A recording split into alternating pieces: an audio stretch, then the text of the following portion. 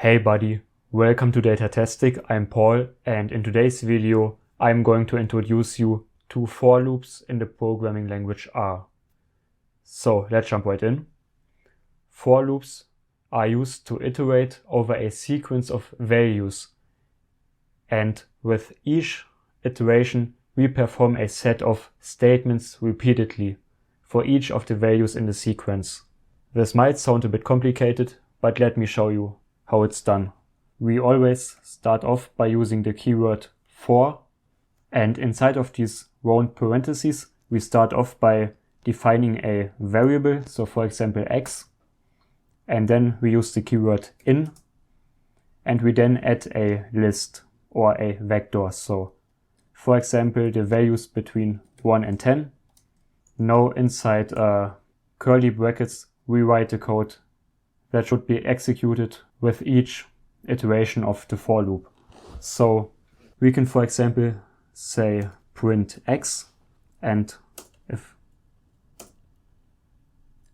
we look at the output, you can see we just printed the numbers between 1 and 10, and that is because our variable x that we've defined up here takes on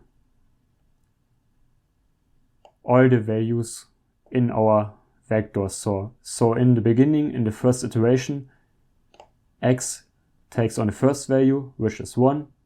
We run the code, print x, and after the iteration we go back up here and x takes on the next value, which is 2. And so we continue to iterate through the code in here until we've reached the last element, which is in this case 10, the last element of our vector. So x takes on the value 10, and we yet again print x, so in this case 10. So a for loop really just iterates over a sequence of values, and then we perform a set of statements, in this example just one, repeatedly for each value in the sequence. There are also some special keywords in R that we can use. So for example, we could add an if statement, and we can say if x equals 5, we can say next. So in this case, let's just run the whole code again.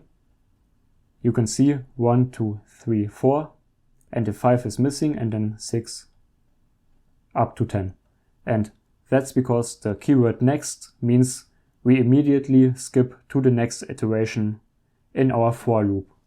So the code below the if statement, or to be more precise, below the next keyword, doesn't get executed for this iteration. We can also say, instead of next, we could say break, and that's the keyword to break out of a for loop. So now you can see we have 1, 2, 3, 4, but as soon as we reach x equals 5, we reach the break keyword, and therefore we break out of the for loop. We can also go ahead and, for example, say for number in, and now we can add a vector. So for example,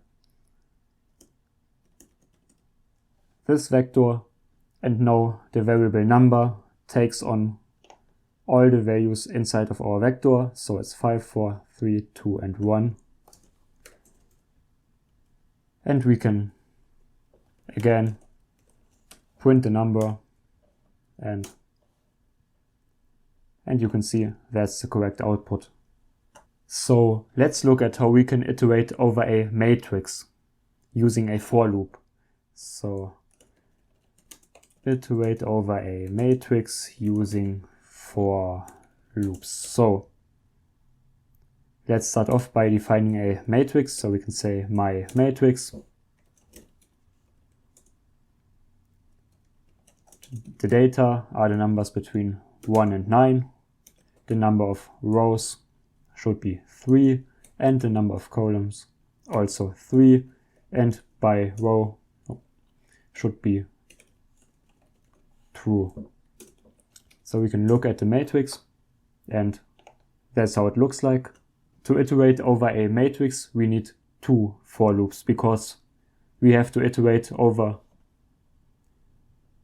the rows and over the columns. So we can say for, let's call the variable I, for I in starting by the value 1 up to the number of rows.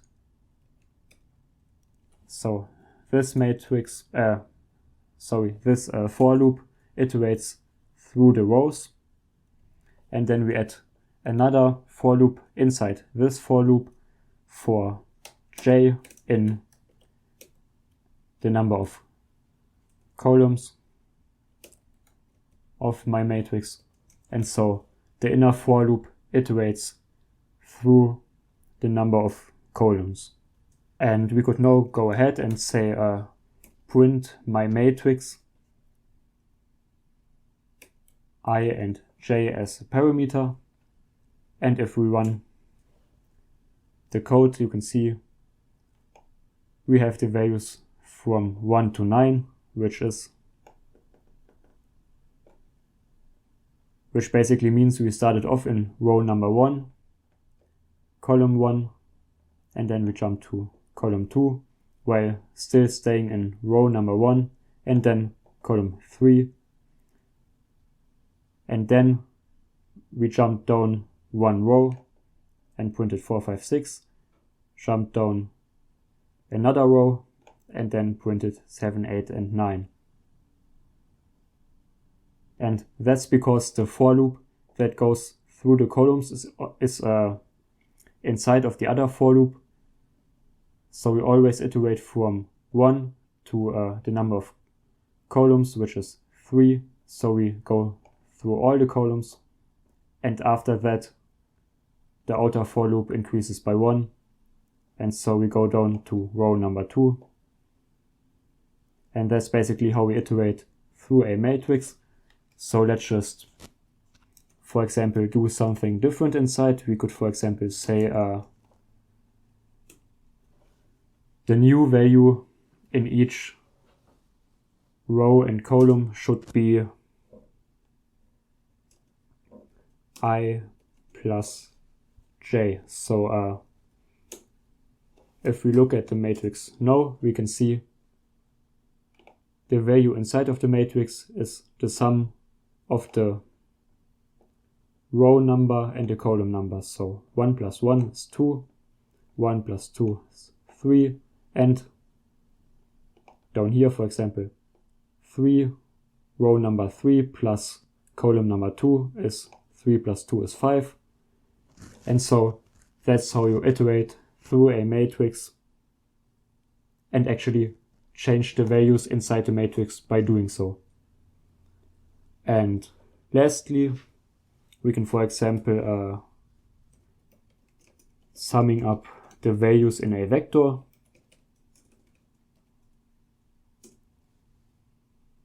So let's create a vector, let's call it y. Let's use the sample function values between 1 and 100, 10 values, and replace should be true.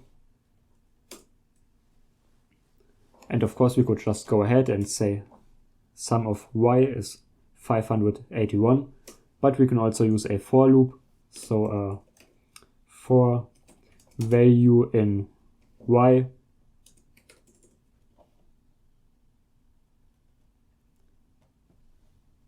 let's also create a variable and call it y.sum and set it to 0 initially. And now we can go ahead and say y.sum should be y.sum, so the same value plus value. So we start off by having a 0 inside the variable, then value takes on the current value of y, of the vector y, which is a random number between 1 and 100, and this value gets added to our variable y.sum, and with each new iteration we continue to add the new value inside our y.sum variable, and we can just run this code and also print, and you can see it's also 581. So that's an example of how we can use a for loop to sum up all the values from a vector. Alright, so that's it for today. If you've learned anything new, feel free to like the video, and if you are interested in learning more about the programming language R, then feel free to subscribe, and see you in the next video.